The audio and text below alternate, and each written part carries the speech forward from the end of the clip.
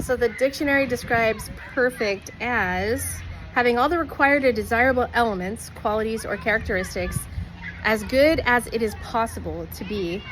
That's one definition. Another definition is being entirely without fault or defect. So that's what perfect is. And essentially, at its very core, the nature of perfection is actually subjective. It's subject to people's opinions. And so one thing I talked yesterday about some of the costs of perfectionism, but I didn't really get into about what could be possible. What are some solutions? How do we resolve this and put it under us and put it behind us? One is just to realize that it is a standard that it's inherently undefinable because it is subjective. It's based on opinion, and so therefore it's unattainable. So when you're shooting for perfection, you're really shooting for something that doesn't. It's just like you could at any moment change your definition and make it easy for yourself instead of setting a bar so high that makes it hard. And so I would encourage you to do that. Realize that it's actually something you could just shift, just with a change of thought, because really that's all it is. It's just a thought anyway. And then ask yourself, what is this burden of perfectionism? What is that bondage about for you? And I think for a lot of people, it could be different things potentially. But I know for me, it has had a lot to do with just fear. I see perfectionism as being rooted in fear of other people's opinions. And we are not called to manage other people's opinions of us. Other people's opinions of us, I've heard it said, are none of your business.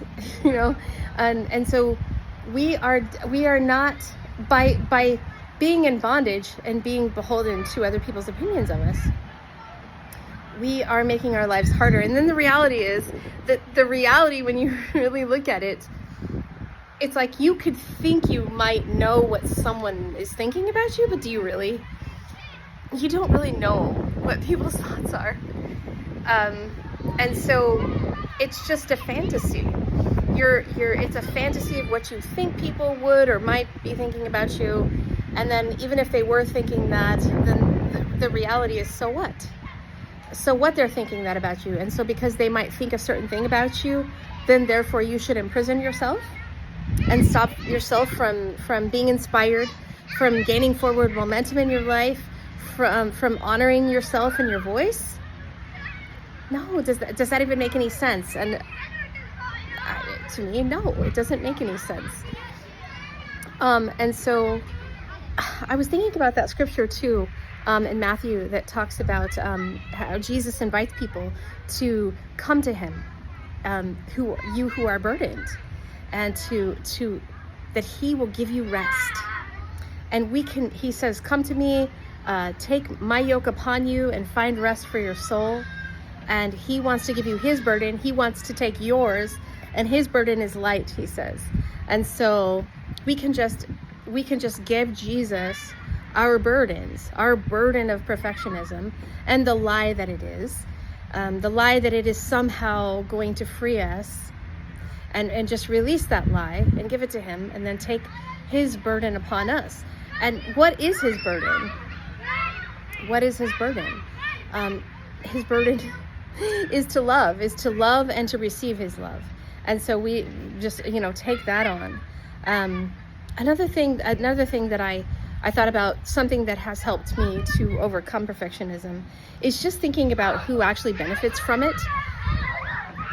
And I know I've had these types of thoughts in my head going on about who benefits from perfectionism. I've definitely tricked myself into thinking that I'm benefiting from it, because I'm protecting myself at the end of the day from criticism of all kinds. And but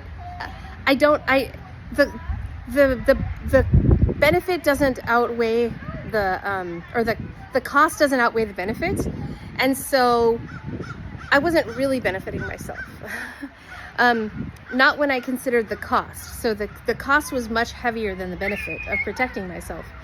And again, going back to the fantasy or the lie about self-protection, I don't necessarily even agree or believe that I was protecting myself when I was hiding. I just keep getting hair in my mouth, but when I was hiding under that bondage of perfectionism, I don't think I was. I think I was actually harming myself. So I think I was harming myself more than I was benefiting myself. And that brings me to another point. So okay, so who benefits from perfection? I'll tell you who I think it is. But in Isaiah chapter 48, God talks about how he is the Holy One of Israel and he's our Redeemer, and that he teaches us to benefit ourselves. He leads us in the way in which we should go. So he teaches us to benefit ourselves. And he does not give us a spirit of fear, but a spirit of power and of love and of a sound mind. And so, or discipline, self-discipline. And so he is not calling us to bear the weight or the burden of other people's opinions of ourselves. He is inviting us to put off every weight. That's something that's talked about in Hebrews. And he is inviting us to let him take our burdens, to lead us and guide us, and to teach us how to benefit ourselves so we can take wisdom from his word and give him our burdens and let these things go and just trust that he's got us. And that's what one of my favorite verses in the Bible is in Exodus, when God tells Abraham, I am your Redeemer and your exceedingly great reward, or excuse me, I am your shield.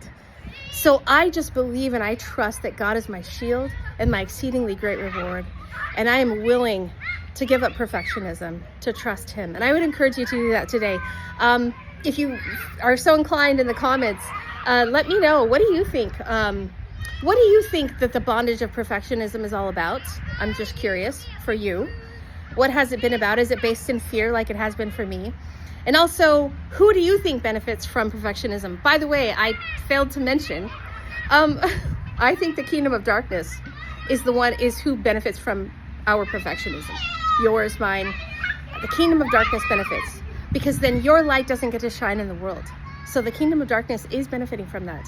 And so if that lights a fire under you, and I hope it does, then again, let's join together. Just say no to perfectionism. Okay.